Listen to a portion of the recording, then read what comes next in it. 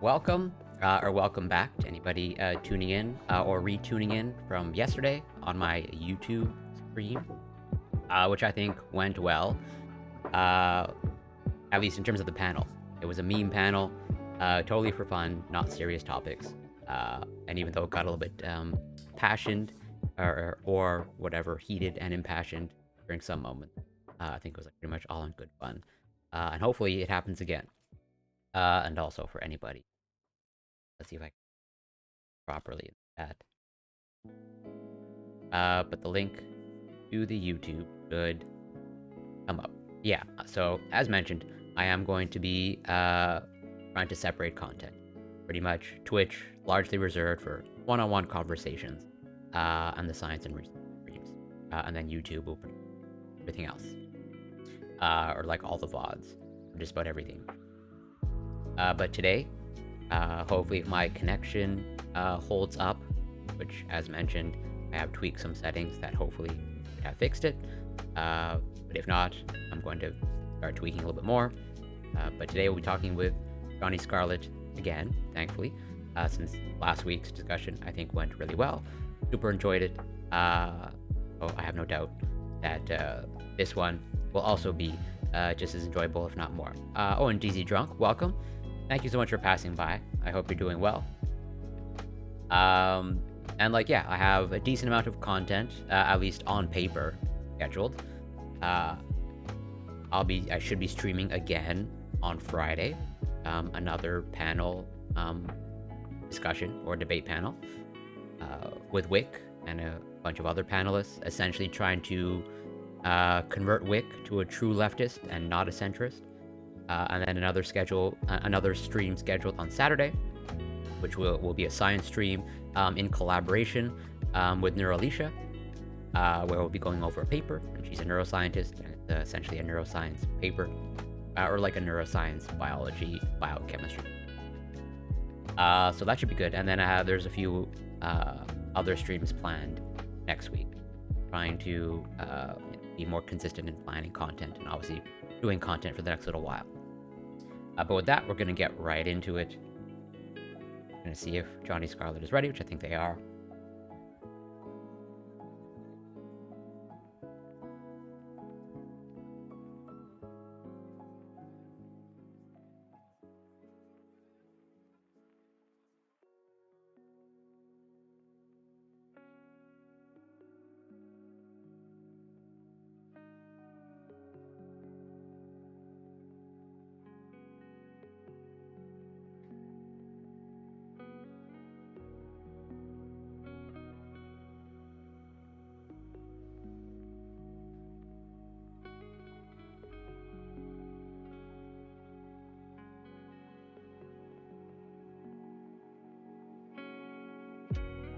Could start any moment. But yeah, other content I have planned is I think also next week. I think probably Wednesday or Thursday. I should be chatting with Globus the Elder, another fellow streamer, content creator, about AI or AI and biochemistry. I've spoken to them before, or rather they've invited me on their stream before to talk about AI and biochemistry. I think about 6 months ago we spoke. And then we'll be pretty much be having a follow-up conversation about that.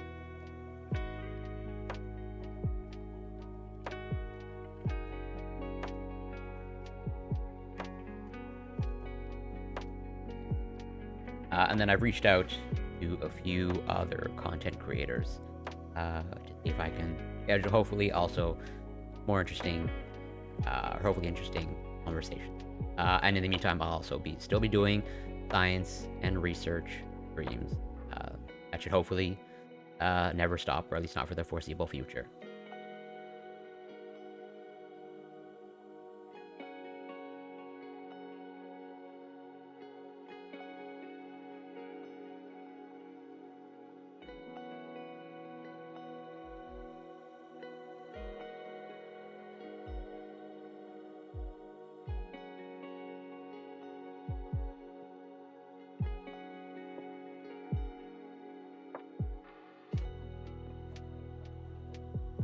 Well, I guess while we're waiting, I will cover a little bit of content that I had planned. Corey is being dragged in now. Oh. Hello, how Corey? Hello, hopefully you can hear me. I can, yes. And hopefully in a moment you'll be able to see me. Perfect, there we go. Okay. I can also get things set up on my end.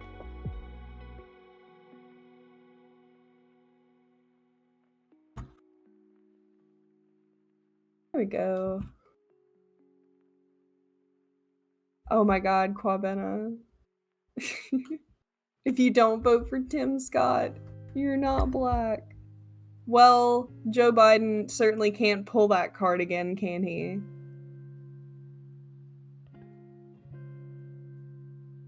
It's gonna be a lot this next election. Oh, we can maybe pick Corey's brain about the election.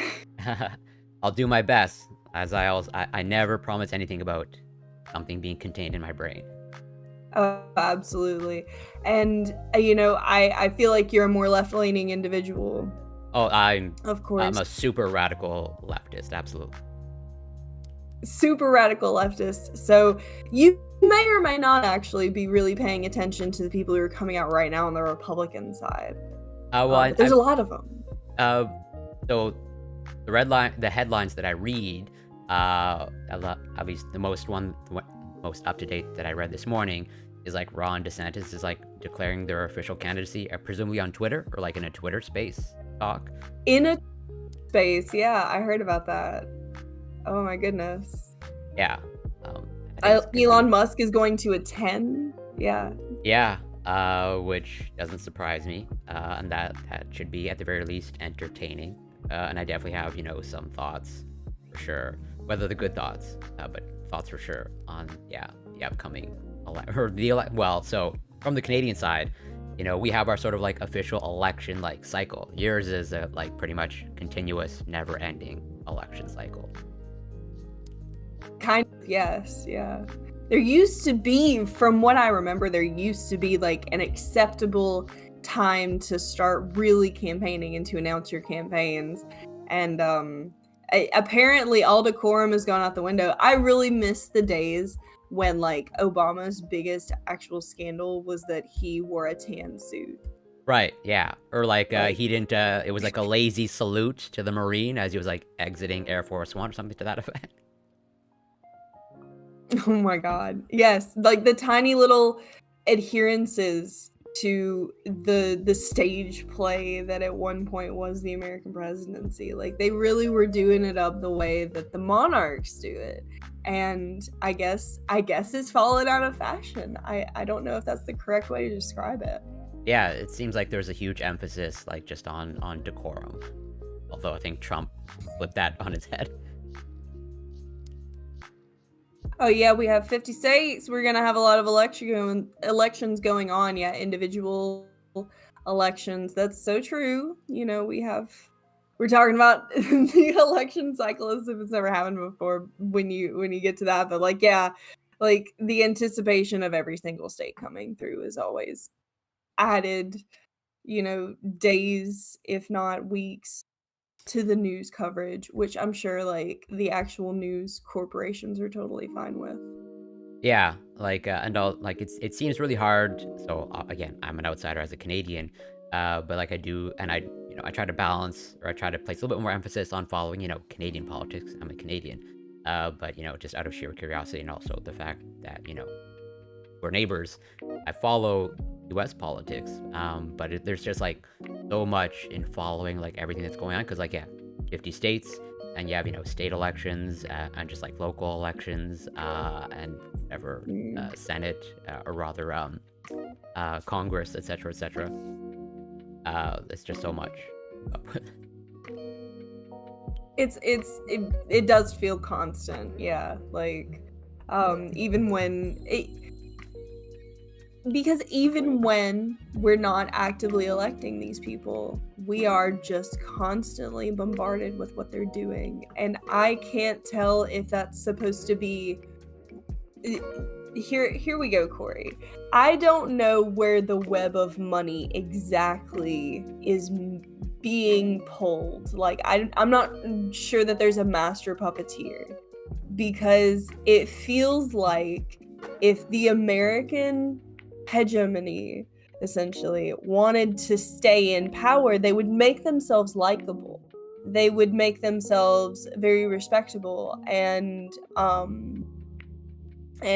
palatable. They would, sort of go the way of the monarchy. The monarchy is actively, of course, always being protested, but it's taking a very long time for the monarchy to really, for people to really chip away at the popularity of the monarchy. But American election cycles are so bombastic, Yeah. and we constantly hear there's a whole industry to the point where people in other countries actively pay attention to our politics. It's a whole industry around how bombastic they are. And if I know anything about reality television, it doesn't last forever. Like, so I feel like it's a quick cash grab on the quick 20-year cash grab, reasonably, on the part of the people who have turned this into reality TV, which is like the corporate news and the pundits at hand and the CEOs above that. But then you have the actual American government, and it seems to be just falling apart before our eyes. And I just, oh, buddy, I can't. You can't convince me that the Illuminati is effective if it is real. Like, Yeah. I'm watching shit fall apart. No, I take your point, and I think I pretty much virtually 100% agree with everything that you outlined in terms of like public image, and like if there was this great emphasis, and as you say, U.S. Hegemony. You know, one would think that you would want to have good PR or make things more palatable. And like, yeah, the analogy of reality television, I think, is like an apt one, since I'm old enough to sort of have observed, somewhat of an evolution of reality TV, of like at least the early reality TV that I like sort of remember way back in the day when it first started, like American Idol and like Survivor, and then it seems to just have morphed into like whatever, Keeping Up with the Kardashians and a whole bunch of like really all drama. And I think there's definitely some parallels with U.S. politics, where it's not necessarily most focused on the issues, but focused on the drama, and decorum, and all the other bunch of ridiculous things that probably don't matter as much. It's incredible. And as sort of segueing into the continuation of the actual conversation we were having last week, I was writing down some things that I felt like I wanted to go over, and Sure. we sort of went really micro in our scope, and so I wanted to zoom out, and I wanted to ask about, talking about politics and talking about the way that the general public is viewed and ultimately swayed or not swayed by information. I guess at this point, this is more of a statement than a question, but I perceive things like, and I don't even think that I could name one for you besides maybe the FDA, but national administrations and national and even international, like the World Health Organization, the national and international sway of these scientific organizations, I feel like, is actively being questioned. Yeah, so I totally agree with you, and I think that's reflected in at least the data that I've seen, where I think, as you brought up, in terms of maybe zooming out at the macro level of like, I think this trust in institutions, and totally there appears to be, again, based off of the data that I've seen, an erosion of trust in institutions, particularly, as you say, the FDA, the World Health Organization, the CD, or maybe largely in the vein of public health, or health institutions. But I think that also, even across the board, well, government institutions at large, both, pretty much like every level, just an erosion of trust. Which is like, it's really tricky. Where, at least I'm of the sentiment that definitely, hopefully at some point, trust in institutions needs to be restored. or even just the Institute of Democracy, right? I think that's also there's at least in the U.S. based off what I observe, there's there's a lack of there's an erosion of trust in democracy, or whether democracy is actually taking place in the United States. You know, you had January 6th insurrection, right? There appears to be a significant portion of individuals in the United States that think the election was rigged, and so I think, yeah, pretty much a lack of trust across the board. A lot. I guess ultimately, any data gathering is it seems to be a war on things that attempt to be objective, because we don't see the same ability to deny something in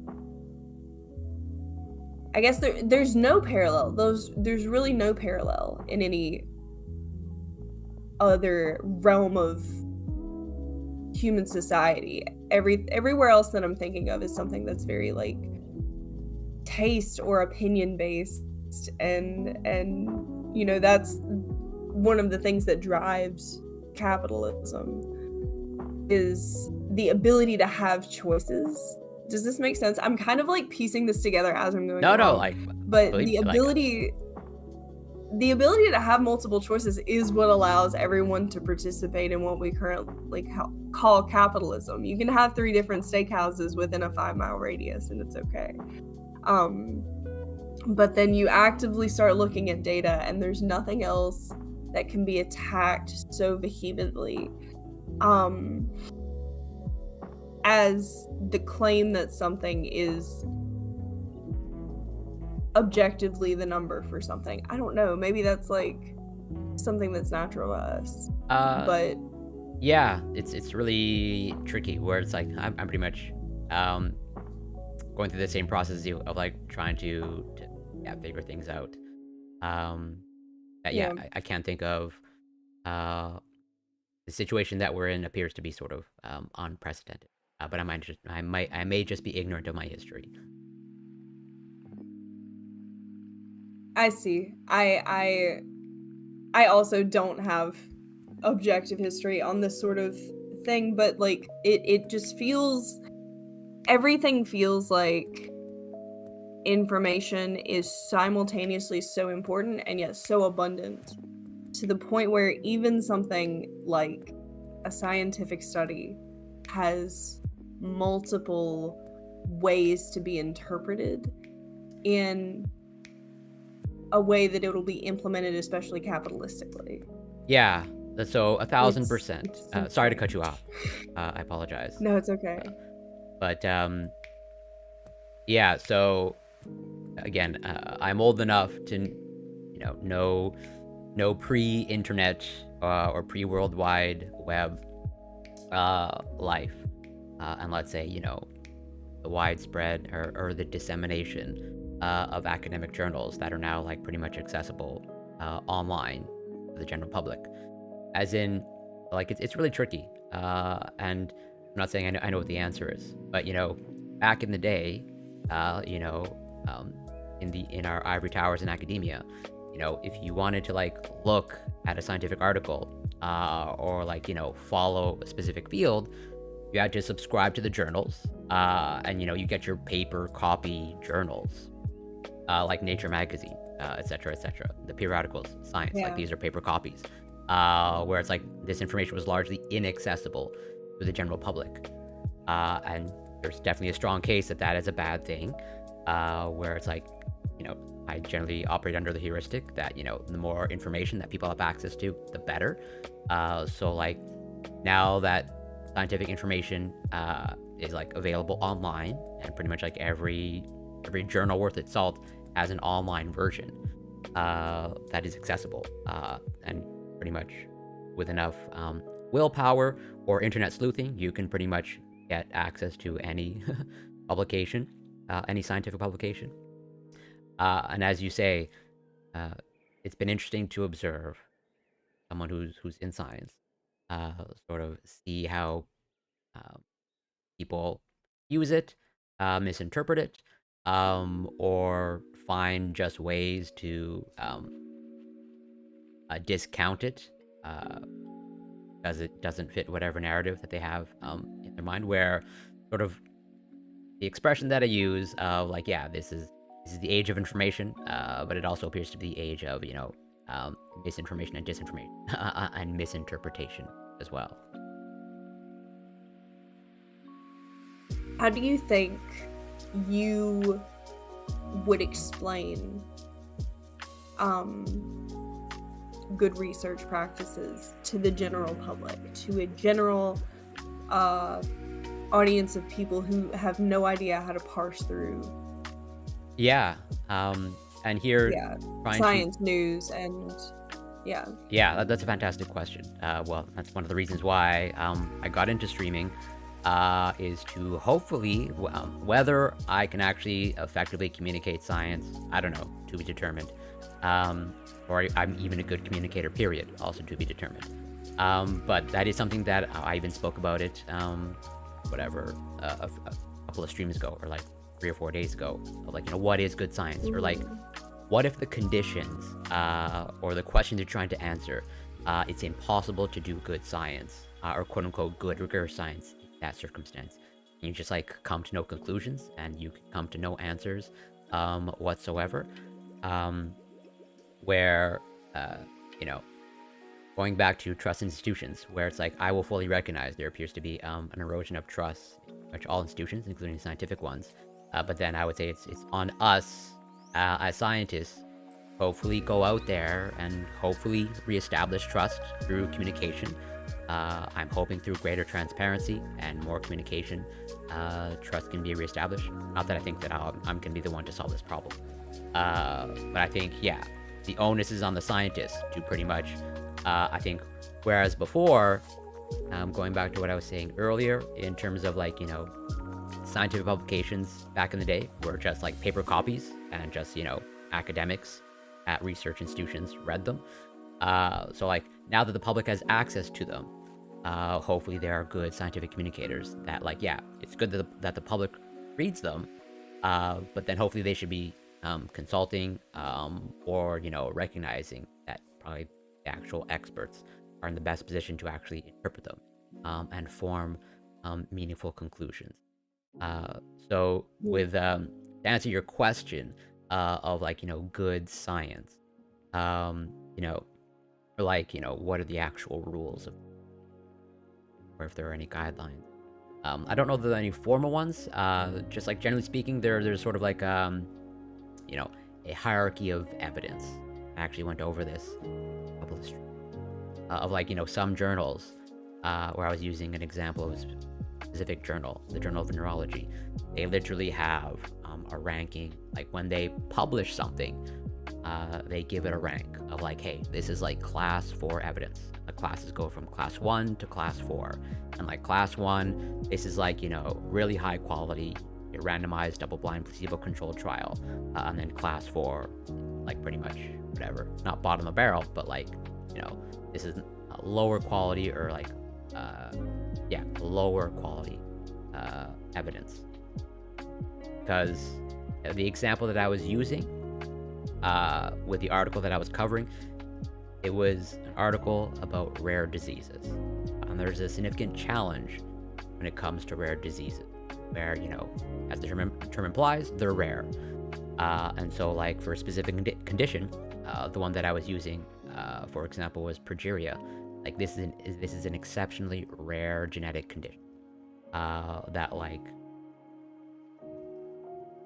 for the entire population on the planet, there's only like a few hundred or like a few thousand cases worldwide. And so like, if you want to do research, or if you want to develop a therapy for, these patients, and you only have access, if you're in the United States, you have access to like a dozen patients, like that's a very small sample size. So like, what do you do? Can you not just, is it impossible to develop a therapy for this patient population? And also the other challenges, like for some of these rare diseases, that, you might be trying to develop a life-saving therapy. It is unethical to have a control group, as in like, or a placebo group, where it's like, oh, we're going to divide these patients. One half's going to get the treatment, the other half going to get the no treatment. Well, if you're a rare disease and potentially fatal, there's a strong case that that is an unethical practice to withhold treatment. So then what do you do in that case? Or how do you do good science where the conditions pretty much make it impossible for you to do like what is considered good science? So there are workarounds, and I use the example, or I think the example that most people are familiar with is tobacco cigarettes, tobacco smoking. Like the gold standard for like pretty much just about anything, that randomized double-blind placebo-controlled trial. But that was never run for cigarette smoking, or tobacco cigarettes. We didn't intentionally, get people to start smoking and then compare them to people that didn't smoke.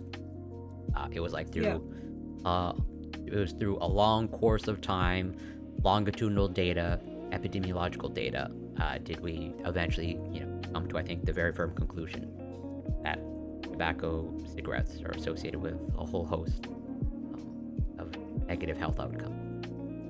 Yeah, if that answers some of your questions. Yeah. So, because the question at hand was, how would you identify studies that are effective while you are, and so these are good examples, things that have gone on for a long time, things that are double blind, really looking in the descriptions of how many people were involved in these studies. I would say, people often think of 1,000 people as a large amount of people in general, but when it comes to the entire human population and studying a particular disease, studying a particular effect of human health, it's really not a huge, depending of course on the rarity of the situation at hand. Yeah, 1,000 people is just not a lot of people. We had some things that were really interesting, I thought, from the chat. So let me go back up here, you guys. Mythos initiated a nice little thread right here with the idea of how to reward science.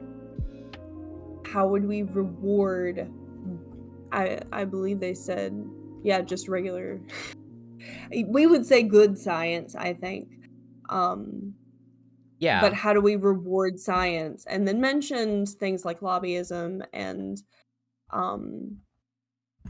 that put me down a whole path of like, you were saying earlier that science needs to be done out in the open. And so that makes me think of people like Carl Sagan.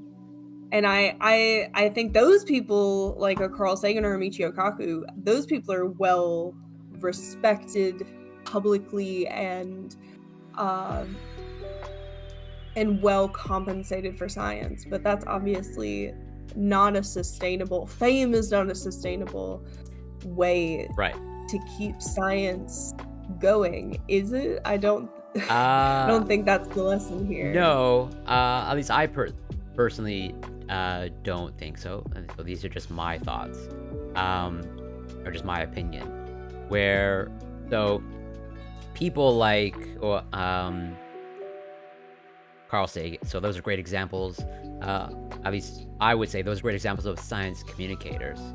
Like for sure Carl Sagan, fantastic science communicator. I don't know that, so Michio Kaku is definitely like a science communicator. I don't know if they're still like a researcher, as in, you happen to know if if they still like are affiliated with the university and carry out their own like original research? Oh, probably not. Yeah, because I think they are just more or less like scientific communicator at this point, pretty much like in the vein of Neil deGrasse Tyson. At least I think so. I'm way more confident that Neil deGrasse Tyson is in the category of scientific communicator and doesn't do any original research currently on their own, as in they're not affiliated with a research institution. So yeah, is notoriety enough to reward good science? Or like, so as far as I know, at least in my experience, the scientists that I know, like they don't go into science like for notoriety. They go in like largely driven by like a passion, either a passion for the science, a passion to contribute to the scientific endeavor, or maybe to contribute to humanity at large. Where that's why it's like, going back to the trust issue. Again, there's an understandable erosion of trust in scientific institutions, and whatever science at large. And they're totally bad actors in science. Like I can attest to that personally. But generally speaking, as a whole, the people that go into science are generally like good actors and have good intentions. And they're not really there for notoriety. And if anything, generally speaking, of the scientists that I know, they kind of like tend to shy away from whatever too much attention. So I think the issue is, again, from my experience, in my opinion, one of the issues is like most of the scientists that I know, they're intrinsically motivated to go into science and to do science. But there's a whole host of other, let's say, baggage that comes along that makes it difficult for people to continue in science and continue doing good science. So what I'm speaking of is the vast majority, overwhelming majority of science that is conducted, the experiments conducted, that ends up getting published in scientific journals. It is done by graduate students, as in it's not the PhDs or the faculty members or like the professors at the universities that are like running the experiments. It's the graduate students guided by these people that are doing experiments, that are actually collecting data, basically like all of scientific research done by graduate students, and they are generally speaking not well compensated, and arguably, I think generally speaking, in North America, they are paid less than minimum wage, much less than minimum wage, given hours that they put in, and so there's this tension where there's a huge demand placed on graduate students in science, or at least huge amounts of expectations that are placed on graduate students to like turn out good data, it's just a high pressure environment. But to do good science, takes time, and it's sort of that tension of like, if you want to take your time and to do good science, well, that's really not compatible with the institution of how it's run, of like, hey, it's publish or perish, and so we need to generate data as quickly as possible, and want to be quick. What unfortunately ends up happening more often than not is like corners are cut, or not enough due diligence takes place. So it's like, it's that tension, like doing good science, but then this immense pressure from these institutions, like, hey, we got to publish something, just get as much data out there as quickly as possible. That contributes to bad science, or not rigorous science not being performed. That answers your question. Mm-hmm. We got another one from the chat. This is Quabena. Do you think modern science is dependent on who is paying for the science? And science here is in quotes both times. How do you feel also about citizen scientists? Yes, that's a fantastic question. Sorry, you were about to say something. I was actually going to say I saw a video recently from a woman who is a professional physicist, and she talked about the identities of people who are generally seen as like they see themselves as independent scientists, but people in the field who get crazy emails from them consider them crackpots. That's Yeah. do you have experiences like that? So we'll start with like the idea of citizen scientists, I think.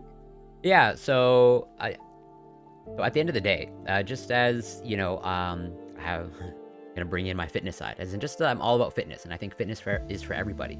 I'm also am inclusive when it comes to science, as in I do think I don't think you need a PhD to be a scientist. I'm not really a strict gatekeeper when it comes to whatever the label of scientist, whatever that means. As in, and there's a, even though I think it's a little bit out there, but there is a whole like biohacking, let's say, movement, or there are people that are into biohacking of like they're trying to manipulate their own genes, but they have like no experience. I'm not saying people should do this, or that this is like an inherently bad thing. But it is like there are some really not good stories of people trying to like harness science when they're not qualified and not having good outcomes. So it's really tricky. Oh my goodness. As much as like I advocate for like anybody can be a scientist, and I want to be inclusive of like science. I don't think science should be reserved for like, hey, just whatever academics or researchers in their ivory towers. I think that contributes to one of the problems of people not trusting it, because it's largely hidden away from the public, when generally speaking the public is funding it, where that's another issue that I have of like a vast majority of research, or at least foundational research, is publicly funded, but then the results are hidden behind publications that are paywalled, as in the public, if you want access to them, you need to pay to get access to them. I'm definitely way more a strong advocate for a more open science, especially if it's going to be funded by the public. So to answer the question of citizen science, yeah, I totally think a citizen can be a scientist, and I would even like encourage that.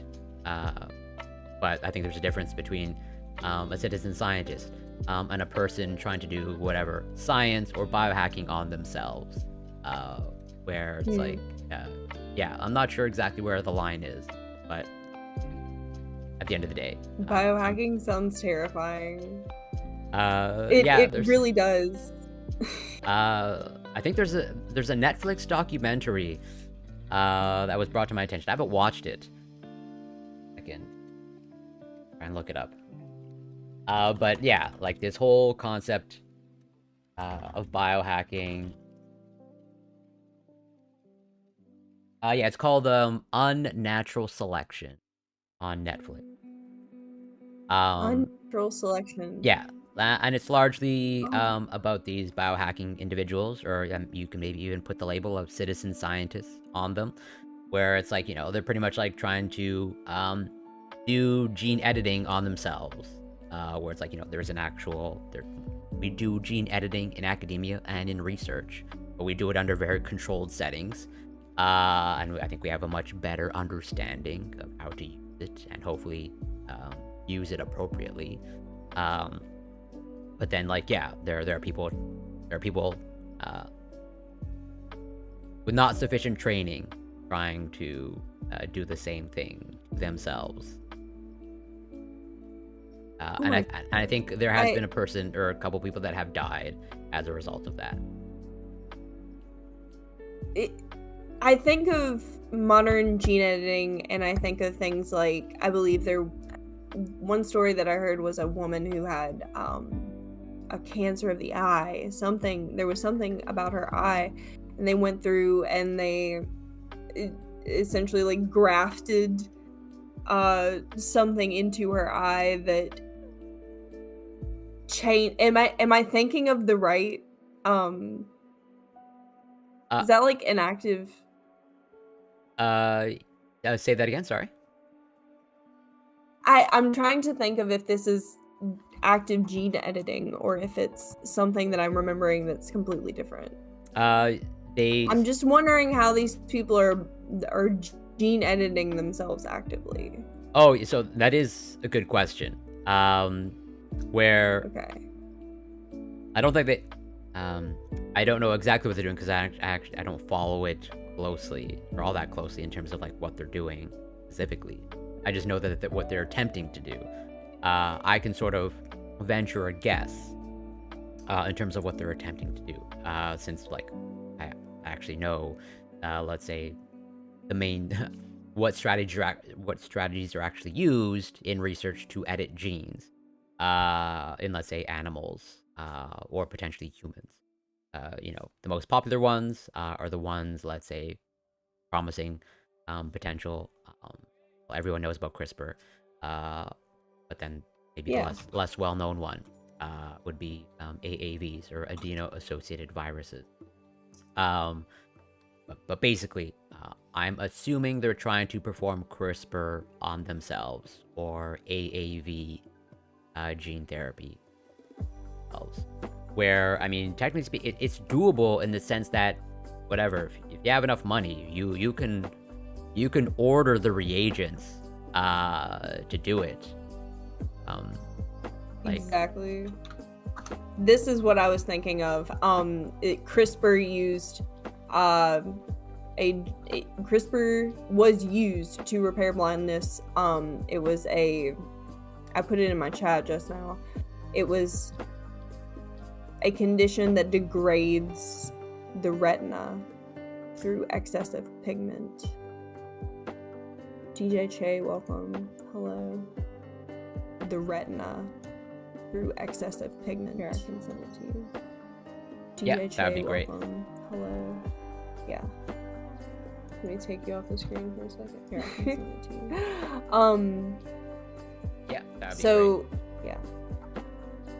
I'm just ranting because I cannot understand how something as complicated sounding as this retina grafting is being done at home, and how that could possibly ever be safe. Of course, I guess your point is that it's not. Oh, well, yeah, so that is like one of the issues, is that it's not really being done. Like, they're attempting to do it, but as far as I can tell, those attempts are not being successful. Where it's like, yeah, totally. And let me just I'm going over the link that you sent briefly, because like, yeah, there are multiple, like, totally CRISPR has been used successfully to cure a bunch of conditions, usually in animal models, like mice, etc., etc. There's been a few cases, published cases of CRISPR gene editing used in humans. I've covered some of these on stream. But like, yeah, as of right now, in terms of like gene editing in humans, like very much like in its, that's why it's like, yeah, biohackers or these citizen scientists using this research that is still in with so many outstanding questions. It's like, yeah, no surprise. Fortunately, there have been some bad outcomes. Oh my goodness. Hi, iCal. What's up? iCal says, what is the foremost country for science in the world, in your opinion? I mean, it is well, a little bit of a loaded question of like, what does he mean by foremost? Well, first of all, shout out to iCal.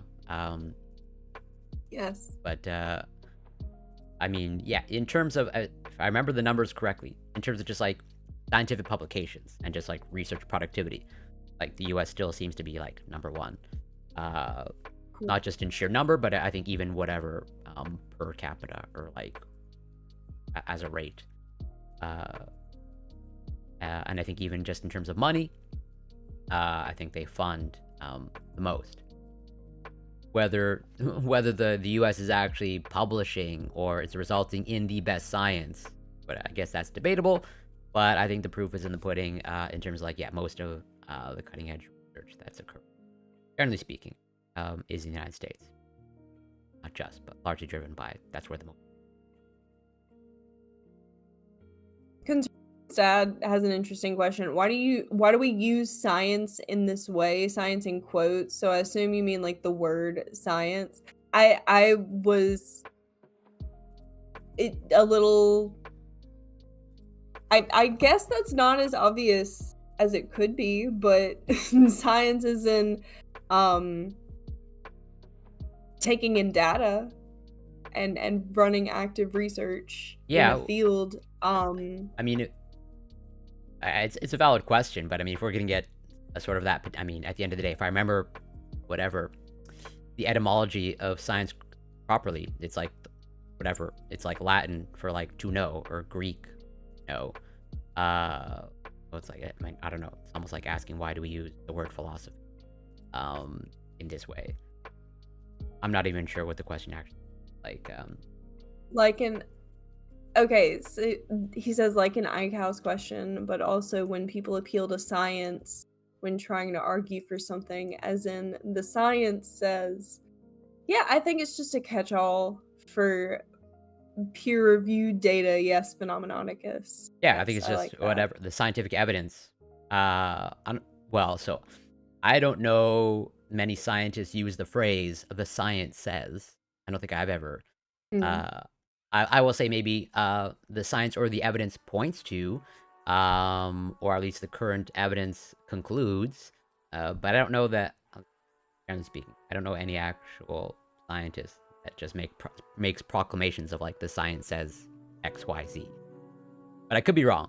He says why do we use it in this way? And I think for some people science is ultimately it is ultimately something that people want to point to almost in place of a god, is something that is seen as objective, um which is something interesting to think about. Like, we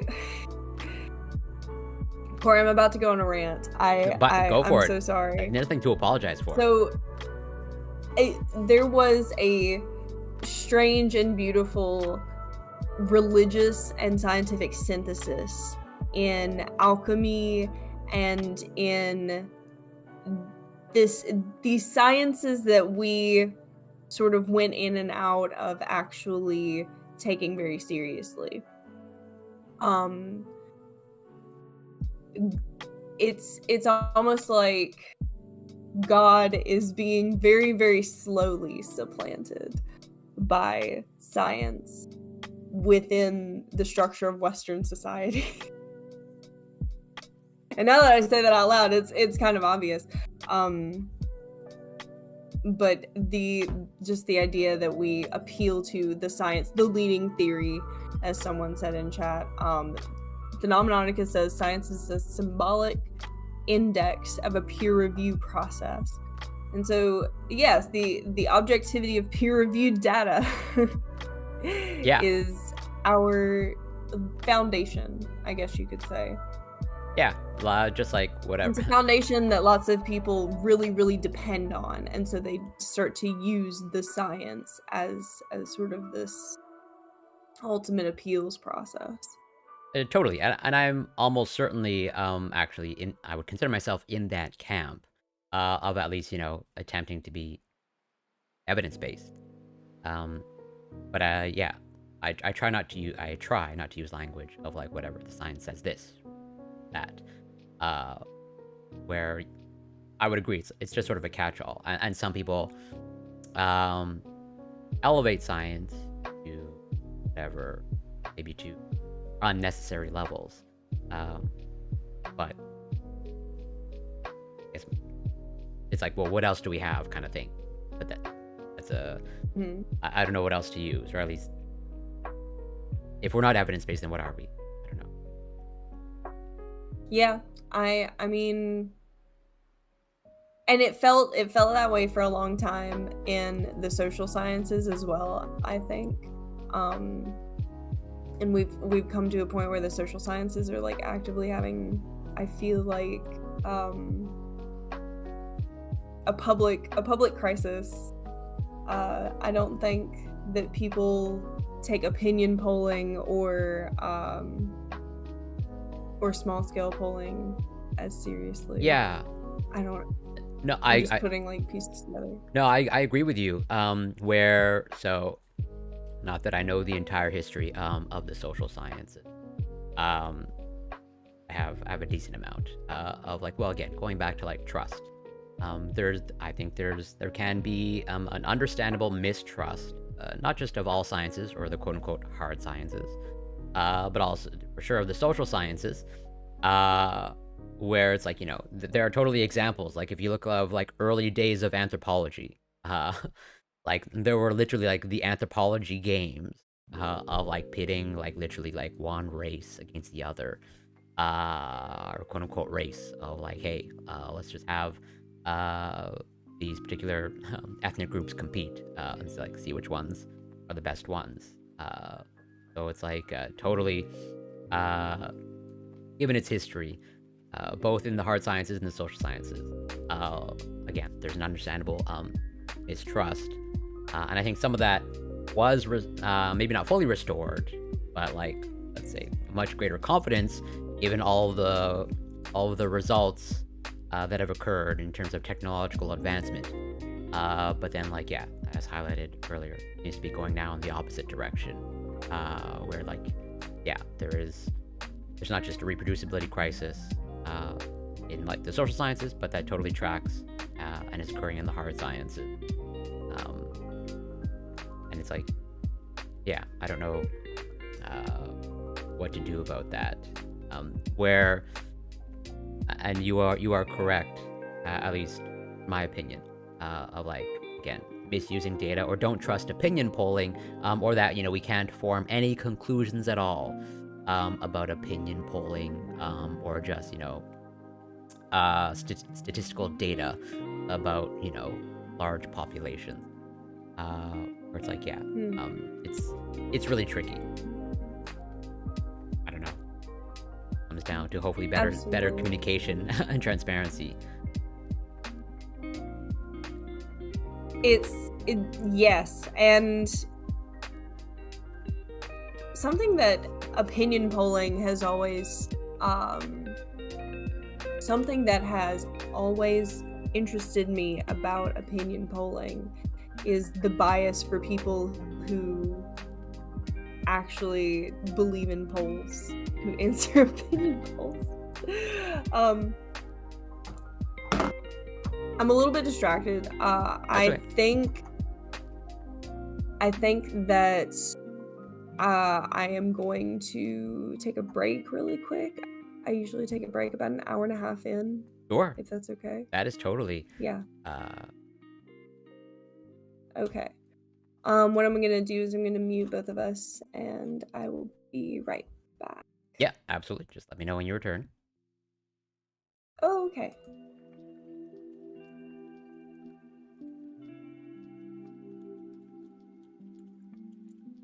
One second.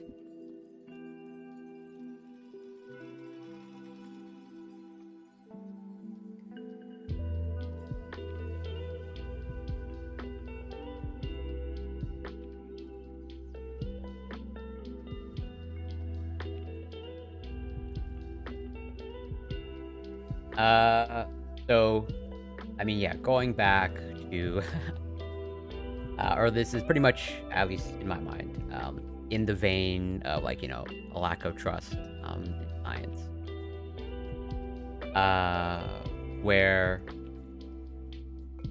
content that I've been wanting to cover, I came across it like about a week ago, where, again, I think part of this erosion in science, or erosion of trust in science and research, comes from, well, yeah, more and more questions about peer review, reproducibility crisis, and then, the clear flaws in the peer review process, and this also speaks to that, in terms of like, it seems like people are, actually, whatever, the wealthy, exploiting the peer review process to further their academic or scientific careers. Where it's like, yeah, the newest college admissions ploy, paying to make your teen a peer-reviewed author. A group of services, often connected to pricey college counselors, has arisen to help high schoolers carry out and publish research as a credential for their college applications. The research papers and the publications can be dubious. On a family trip to the Jersey Shore in the summer of 2021, Sophia's go-to meal was the Chick-fil-A sandwich, Chick-fil-A chicken sandwich. The buns were toasty, the chicken was crispy, and the fries didn't spill from the bag. Sophia was entering her sophomore year in prep school, but her parents were already thinking ahead to college, paid to enroll her in an online service called Scholar Launch, whose programs start at $3,500. At Scholar Launch, which started in 2019, connects high school students with mentors who work with them on research papers that can be published and enhance their college applications. Publication is the objective, Scholar Launch says on its website. We have numerous publication partners, all are peer-reviewed journals. The prospect appealed to Sophia. Nowadays, having a publication is kind of a given for college applicants. That if you don't have one, you're going to have to make it up in some other aspect of your application. Sophia said she chose marketing as her field because it sounded interesting. She attended weekly group sessions with a Scholar Launch mentor, a marketing executive who also taught at an Ivy League business school, before working one-on-one with a teaching assistant assigned to analyze the company's marketing strategy. He selected Chick-fil-A. Sophia's paper offered a glowing assessment. She credited Chick-fil-A as responsible for the popularity of the chicken sandwich, praised its fare as healthier than fast food burgers, saluted its humorous yet honest slogan, a cow saying "eat more chicken," and admired its family-friendly attitude and traditional beliefs, exemplified by closing its restaurants on Sundays. Parts of her paper sounded like a customer endorsement, and she acknowledged to ProPublica that her marketing analysis could have been stronger. Neither too dry nor too juicy, the company's signature sandwich is the perfect blend to have me wanting more after every bite, she wrote. Just from the taste, Chick-fil-A is destined for success. Her heartfelt tribute to the chicken chain appeared on the website of a new online journal for high school research, the Scholarly Review. The publication touts its thorough process of review by highly accomplished professors and academics. Hello. Oh. Can you hear me? Yes, I can hear you. Hello. Hello. Okay, we are back. 1 second. Hello. Adjust something on my end.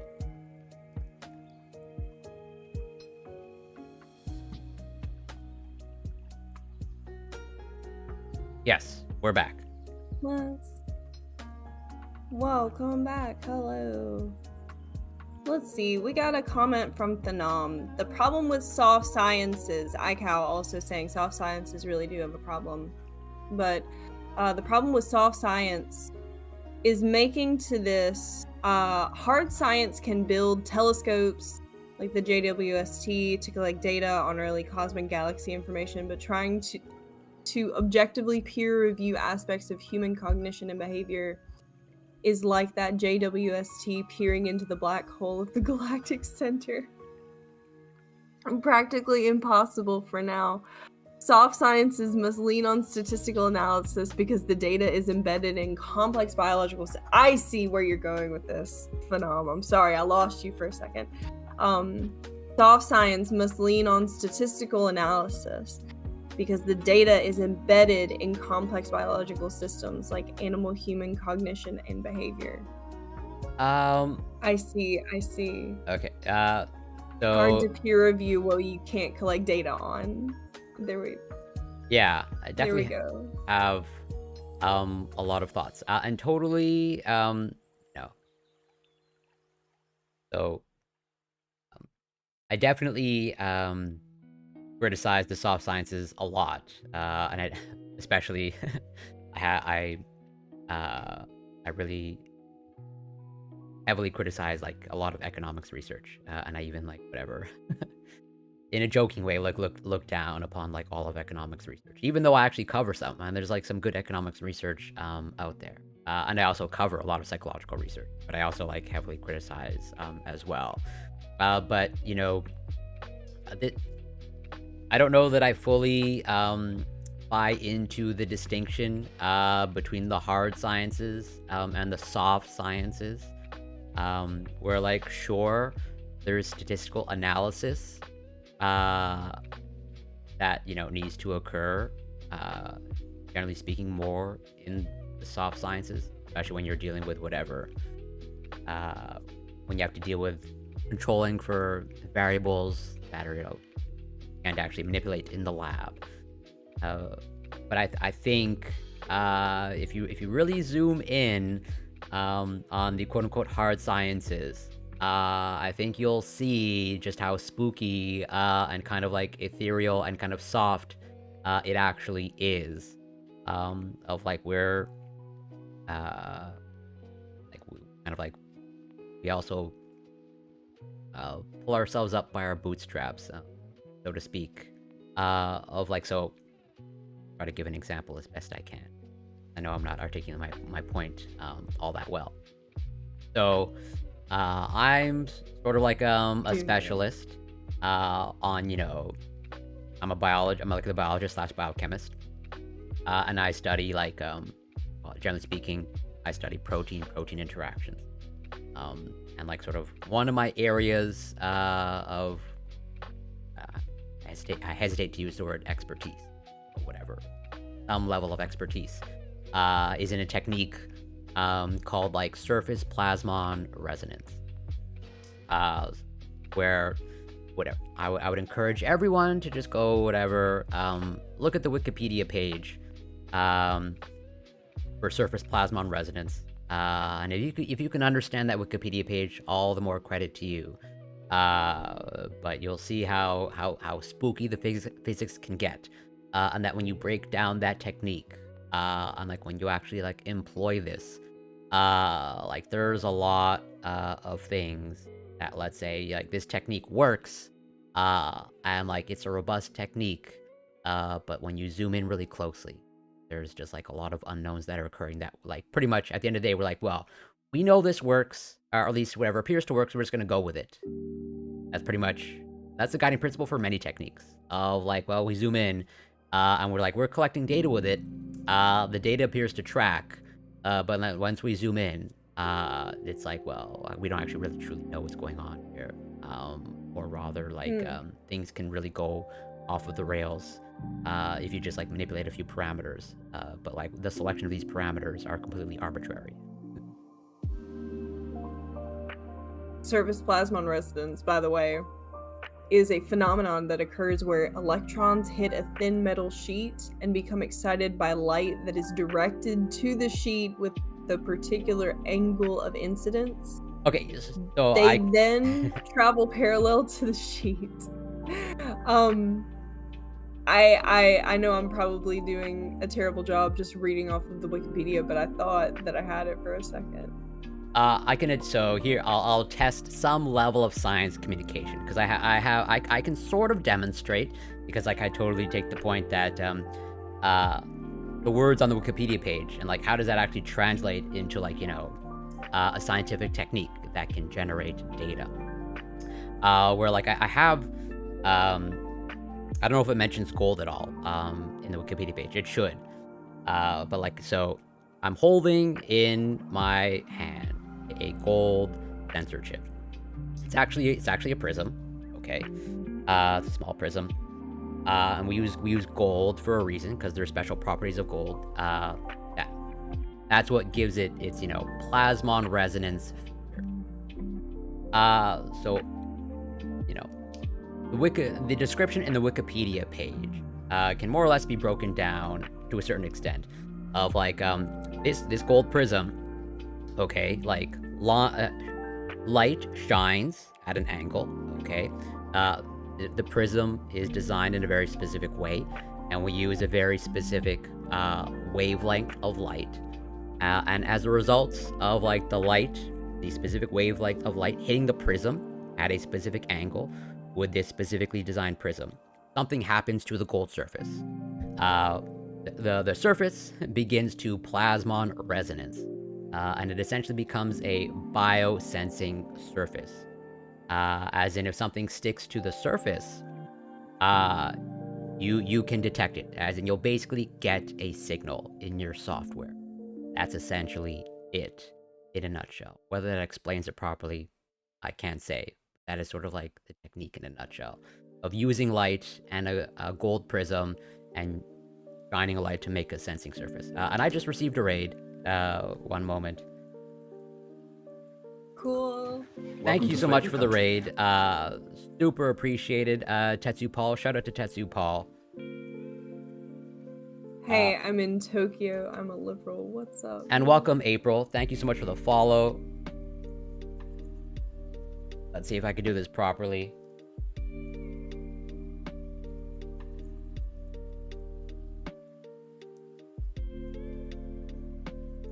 Shout out Tetsu Paul. Welcome Abid. Welcome Ramir. Welcome, so fellow fitness streamers. Hope you had a great stream. I'm Corey Campbell. I'm a scientist. I'm a biochemist. I occasionally do fitness streams, but I also do science and research streams. And right now I'm having a one-on-one conversation with JohnnyScarlett. But yeah, welcome everybody. Super appreciate it. I hope you had a great stream, Tetsu Paul. I was lurking in your kayaking stream yesterday. It was fantastic, as all your streams are. Sorry for that, Johnny. No, that's okay. That's okay. Cool, yeah. cool. So I don't know if I explained that technique properly. You did. Okay, so between you explaining it and I was checking out the illustrations and things like that, the one thing that I am caught up on is, you said light sensing or life sensing. Well, so it's a bio. So basically, once light hits the prism, specific wavelength of light, and then the gold essentially resonates close to the surface. Basically, if something sticks to the surface, usually it'll be like a biological molecule. You will see a signal in the software that you're using, where it basically becomes a biosensing surface with the light shining on the gold prism.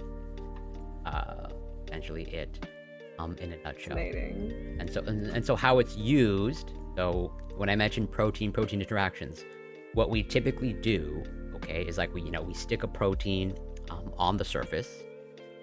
We use basically fancy chemistry to do that.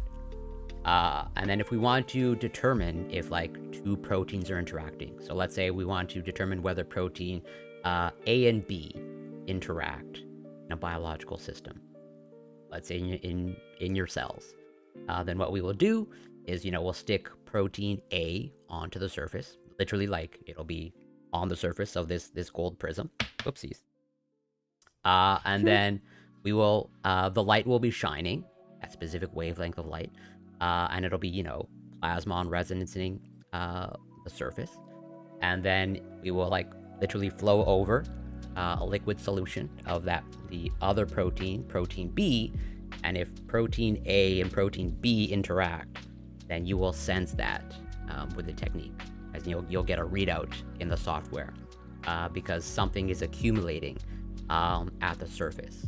But there's a distance, as in pretty much like close to the surface you can detect, but if you're too far away, then you're outside of the detection range, basically. Yeah, it has a little trap. Oh my goodness, is that it? Like becomes from what I'm seeing on here, it becomes a specific pattern of, or the refraction through the prism becomes a specific pattern. Yeah. And so it so breaks in that pattern, or what you're looking for. Yeah, essentially. Where so you're probably at this point way more versed in the physics than I am, since I know that's, let's say, your specific area of interest, the physics and the math.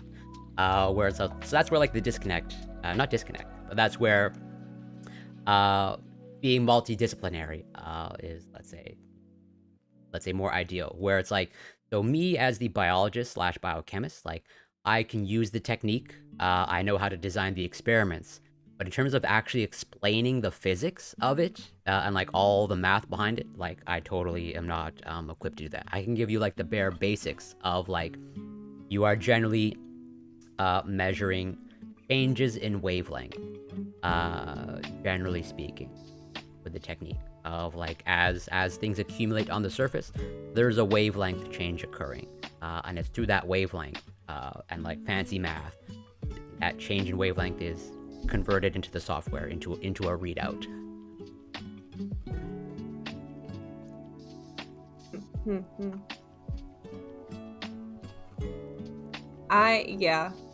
Yeah, this is really interesting. I'm trying not to like scroll and no, you can listen at the same time. I can't guarantee that I can explain everything, but it's kind of like, yeah, so it's a really cool technique because like I said, like it's a good example of like multidisciplinary of like I can use it where the best example that I can use or come up with is like, you know, a Formula One race car of like I can drive the Formula One race car, but I didn't engineer the thing. I don't know how to repair the thing. It's just like I know how to use it, but I couldn't tell you anything about the engine or all the physics behind it. That's where like the physicists and the mathematicians come into play. Let's see. You guys, what we're about to do is we're about to get ready for a raid. We're gonna raid Corey. Oh, no, totally not obligated, but I super appreciate that. No, we're sending everybody over to you. Is it 87? 84. My 84. My IQ is not that high. Wait, does your name have a... Nope, I've got it. There we go. It seems I'm right on time, Changebox. I'm sorry. We'll be live